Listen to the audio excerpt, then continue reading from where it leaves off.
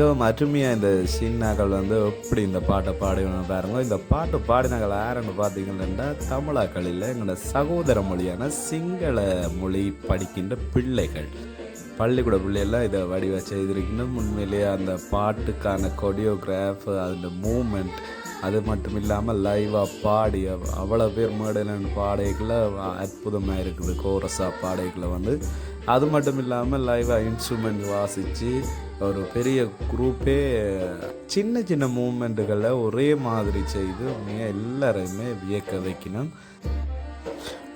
கதிரையில் இருக்கிற பெரியாக்கள் இனம் மொழி அது இதான்னு கதைச்சு ஒன்று கேட்கல. சின்ன பிள்ளைகள் இப்படி செய்கிற ஒரு பாடசாலையில் நான் நினைக்கிற ஒரு மாணவர் மன்றத்தில் இப்படி செய்கிறீங்க நம்மளோட.